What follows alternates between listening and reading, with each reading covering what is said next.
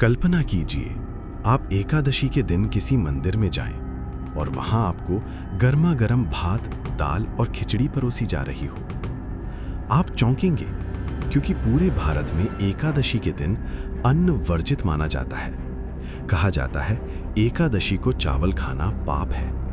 लेकिन भारत में एक ऐसा धाम है जहां एकादशी के दिन भी हजारों भक्त पेट भरकर चावल खाते हैं और उन्हें पाप नहीं, पुण्य मिलता है। वो स्थान है श्री क्षेत्र पुरी और इस रहस्य के पीछे छिपी है एक अद्भुत कथा। एकादशी माता और भगवान जगन्नाथ के बीच नियम और प्रेम की टक्कर की कथा। आज हम उसी कथा को विस्तार से सुनेंगे, भाव के साथ, तर्क के साथ और दर्शन के साथ। सतयुग का समय था। धर्म अपने पूर्ण तेज में था। देवता, ऋषि, मुनि सब तप में लीन थे। परंतु एक समस्या थी, पाप। असुरों के कारण संसार में अधर्म बढ़ रहा था। मनुष्य काम, क्रोध, लोभ, मोह में फंस रहा था। तब भगवान विष्णु ने ध्यान लगाया। उनके दिव्य शरीर से एक तेज निकला। एक स्त्री स्वरूप प्रकट हुआ, दिव्य आभा से चमकता हुआ। वो थी एकादशी देवी। भगवान विष्णु ने कहा, हे देवी, तुम पाप नाशिनी हो। मास में 2 तिथियां तुम्हारे अधीन रहेंगी, शुक्ल और कृष्ण पक्ष की एकादशी।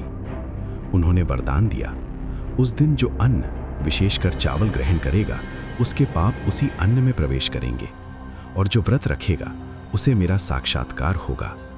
देवी ने प्रणाम किया। उनका तेज तीनों लोकों में फैल गया। स्वर्ग में देवता उनका सम्मान करने लगे। पृथ्वी पर लोग एकादशी को व्रत रखने लगे। पाताल तक उनका भय पहुंच गया। धीरे धीरे एकादशी देवी को अपनी शक्ति पर गर्व होने लगा। समय बीतता गया। हर एकादशी को घरों में चूल्हे नहीं जलते, लोग अन्न को हाथ तक नहीं लगाते, मंदिरों में भी फलाहार ही चढ़ता। देवी देखती, उनके नाम से लोग डरते हैं। उनकी तिथि पर नियमों का पालन होता है। उनके मन में एक भाव उठने लगा कि मेरे बिना धर्म अधूरा है। गर्व धीरे धीरे अहंकार में बदलने लगा।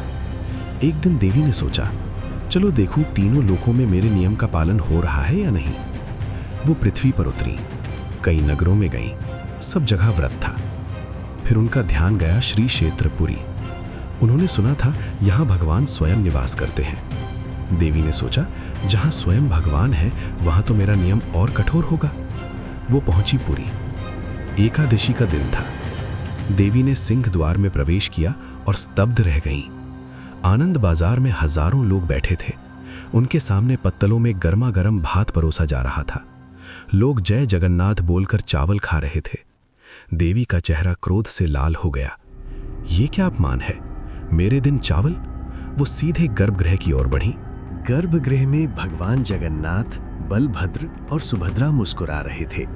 देवी ने ललकारा, प्रभु ये क्या हो रहा है? आपने ही कहा था एकादशी को अन्न में पाप रहता है, तो आज आपके धाम में पाप क्यों बांटा जा रहा है? भगवान शांत स्वर में बोले, देवी शांत हो जाओ। वो साधारण अन्न नहीं, महाप्रसाद है। वो मेरा अंश है, उसमें कोई पाप टिक नहीं सकता।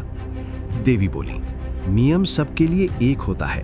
भगवान मुस्कुराए, नियम धर्म का अंग है, पर प्रेम धर्म का हृदय है। देवी ने जिद पकड़ ली, मैं उन भक्तों को रोकूंगी। जैसे ही उन्होंने हाथ उठाया, मंदिर का वातावरण बदल गया।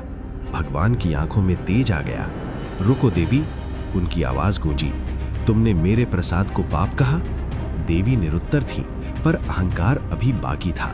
भगवान बोले, बाहर की दुनिया में तुम्हारा राज रहेगा, पर इस धाम में प्रेम का राज है। देवी ने फिर भी विरोध किया। तब भगवान ने योग माया को आदेश दिया। अदृश्य बंधन प्रकट हुए। देवी को मंदिर के ईशान कोण में ले जाकर उल्टा लटका दिया गया।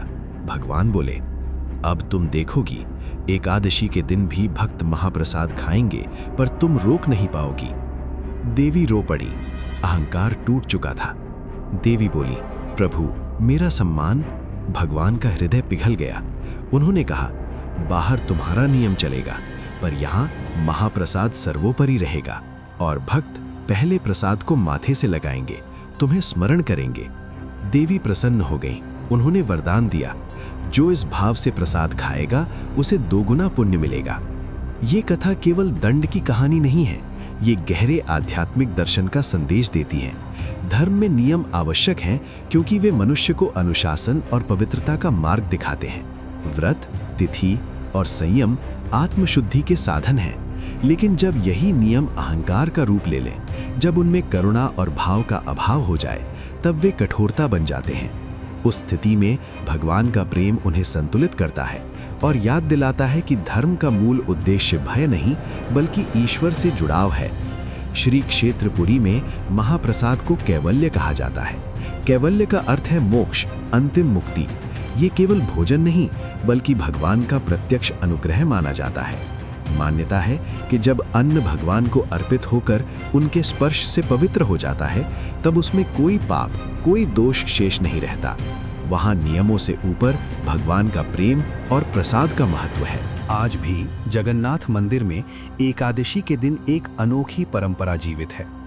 जहां पूरे भारत में इस तिथि पर अन्न त्याग दिया जाता है, वहीं पुरी के आनंद बाजार में महाप्रसाद के रूप में गर्मा गर्म भात भक्तों को वितरित किया जाता है। ये साधारण चावल नहीं माना जाता, बल्कि स्वयं भगवान का प्रसाद कैवल्य समझा जाता है। इसलिए यहाँ एकादशी का नियम प्रेम और प्रसाद के आगे गौण हो जाता है। भक्त जब महाप्रसाद ग्रहण करते हैं तो पहले उसे अपने सिर से लगाकर प्रणाम करते हैं। वे मन ही मन एकादशी माता को स्मरण करते हुए कहते हैं, ये अन्न नहीं, प्रभु का प्रसाद है। उसके बाद ही उसे श्रद्धा से ग्रहण किया जाता है। यहाँ ये मान्यता है कि महाप्रसाद का सम्मान करना ही सच्चा व्रत है। मंदिर के एक कोने में एकादशी माता का स्थान भी माना जाता है। लोक विश्वास है कि वे आज भी वहीं से सब कुछ देखती हैं, पर किसी को रोकती नहीं। मानो स्वयं ये स्वीकार कर लिया हो कि जहां भगवान का प्रेम और प्रसाद उपस्थित हो, वहां नियम भी विनम्र हो जाते हैं। ये कथा हमें धर्म का गहरा आध्यात्मिक संतुलन सिखाती है। धर्म केवल नियमों का कठोर ढांचा नहीं है और न ही केवल भावनाओं की मुक्त धारा। धर्म का वास्तविक स्वरूप है नियम और भाव का संतुलन। नियम जीवन को अनुशासन देते हैं, दिशा देते हैं, सीमाएं निर्धारित करते हैं। लेकिन जब वही नियम अहंकार या कठोरता में बदल जाते हैं, तब वे करुणा और प्रेम से दूर कर देते हैं। भगवान ने एकादशी के नियम को नकारा नहीं, बल्कि उसे उसकी उचित सीमा में स्थापित किया। उन्होंने ये स्पष्ट किया कि नियम महत्वपूर्ण हैं, परंतु वे प्रेम से बड़े नहीं हो सकते। जहाँ भगवान का साक्षात प्रसाद है, जहाँ शुद्ध भक्ति और समर्पण है, वहाँ तिथि और विधान भी पीछे रह जाते हैं। ये संदेश हमें सिखाता है कि धर्म का अंतिम लक्ष्य भय नहीं बल्कि प्रेम है।